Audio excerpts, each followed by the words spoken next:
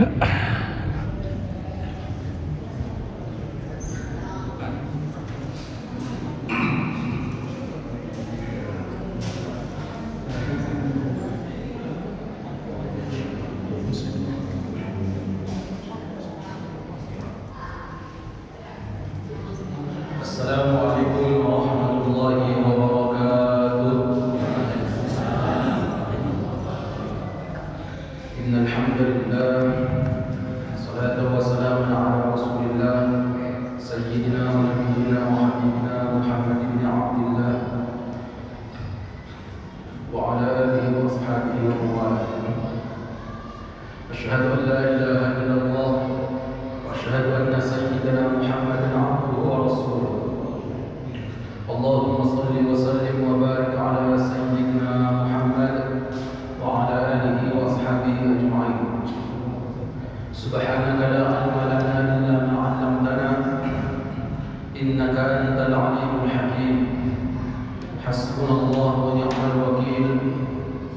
Wa la hawla wa la quwwata illa billahil 'aliyyil 'azim. Rabbi shrah li sadri wa yassir li amri wa hlul 'uqdatam min lisani yafqahu qawli.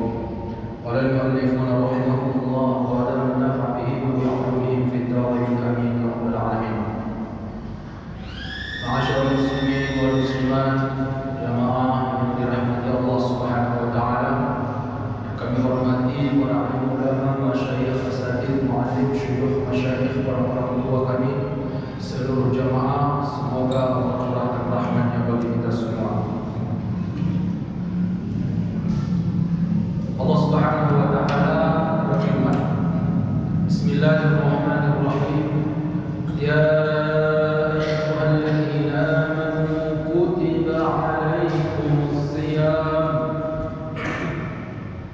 Kutiba 'alaikumus shiyam kama kutiba 'alal ladzina min qablikum la'allakum tattaqun. Ini ayat bakal sering dibacakan oleh para ustaz, imam, karena memang sebentar lagi kita akan memasuki bulan suci Ramadan, di mana ayat ini memerintahkan kita untuk menjalankan ibadah puasa. Kalau redaksinya begini, duhai orang yang beriman, diwajibkan atas kamu berpuasa sebagaimana diwajibkan atas orang-orang sebelum kamu, agar kamu bertakwa. Kama kutiba 'alal ladzina min qablikum. Mufassir menyebutkan sebagaimana diwajibkan kepada orang-orang sebelum kita, itu agar tidak ada alasan untuk tidak puasa. Karena memang puasa ini terus terang saja susah, sulit atau berat. Biasanya kita makan pagi atau sarapan pagi, makan siang, makan malam secara rutin. Tiba-tiba tidak diperbolehkan selama 1 bulan penuh. Jadi terasa sulit. Apalagi di Ramadan biasanya cuacanya sangat panas. Ini saja bulan Sya'ban, belum lagi Ramadan, rasanya udah panas sekali di siang hari. Udah lapar, tambah lagi panas, memang berat atau susah untuk menjalankannya. Namun Allah sampaikan dalam Al-Quran, kama kutiba 'alal ladzina min qablikum. Bukan cuma kalian saja yang diwajibkan untuk puasa, umat-umat sebelum kalian pun sudah diwajibkan. Akan disampaikan di sini, min ladun Adam, dari semenjak Nabi Adam puasa sudah diwajibkan. Itu artinya sesuatu yang berat bila dipikul secara bersama-sama jadi ringan. Yang awalnya kita merasa puasa itu berat, tapi setelah tahu faktanya umat sebelum kita juga berpuasa, maka tak berat lagi menjalankannya. Kalau umat yang lain sanggup puasa, umat dari zaman sebelum Nabi kita Muhammad SAW, dari semenjak Nabi Adam sampailah menuju Nabi kita Muhammad, juga menjalankan ibadah puasa dan mereka sanggup melakukannya, harusnya kita juga jauh lebih sanggup. Apalagi kita dicap sebagai umat terbaik. Kuntum khairu ummatin ukhrijat linnas. Kita ini merupakan umat terbaik yang dikeluarkan untuk manusia, yakni di antara umat-umat yang ada di seluruh dunia ini, yang terbaik adalah umat Islam. Likulli ja'alna minkum syir'atan wa minhaja. Setiap umat itu ada syariatnya, ada jalannya, atau ada kewajiban atau tuntutan yang harus mereka kerjakan. Fastabiqul khairat, maka berlomba-lombalah untuk menjadi yang terbaik dalam menjalankan syariat tersebut. Tentu kalau umat lain menjalankan ibadah puasa dan mereka sanggup menjalankannya, maka kita harus lebih sanggup lagi dibanding mereka, karena kita merupakan umat terbaik. Itu makna daripada kama kutiba 'alal ladzina min qablikum. Tidak ada alasan karena berat untuk tidak puasa. Misalnya terlalu panas, tak sanggup dan seterusnya. Itu alasan-alasan yang dibuat-buat itu tidak cukup untuk membolehkan kita meninggalkan puasa. Karena umat terdahulu juga diwajibkan. Ya, kecuali uzur syariat, dan itu pembahasannya dalam kitab fikih. Kemudian la'allakum tattaqun, semoga kalian bertakwa. Dengan puasa yang dijalankan diharapkan kita menjadi orang yang bertakwa. Nah, kita mau bahas apa korelasi atau apa hubungannya antara puasa dengan ketakwaan.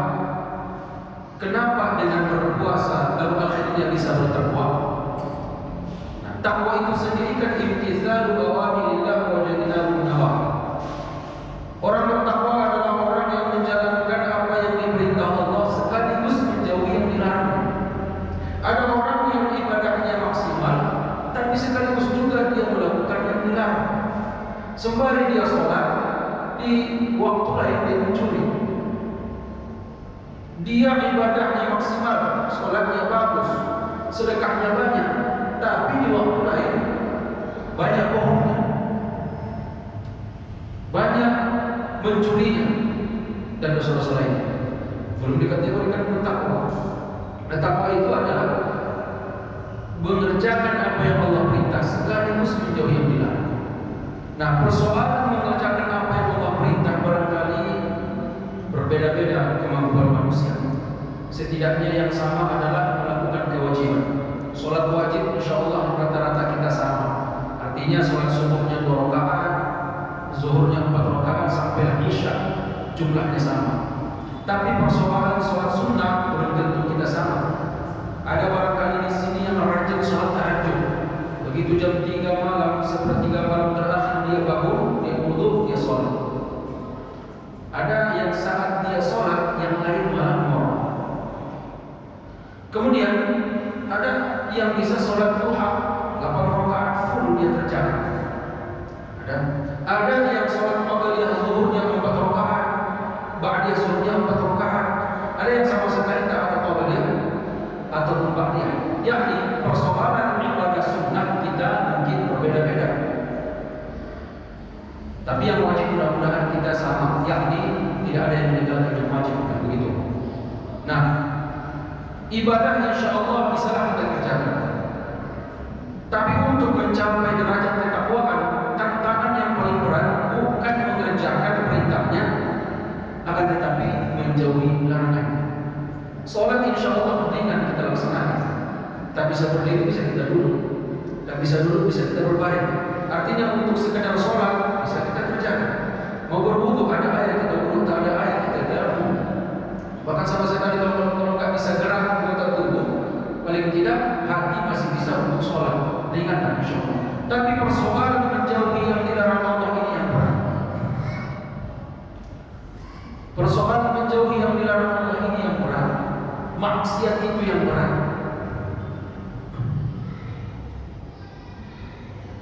Maksiat yang paling besar itu tentu syirik.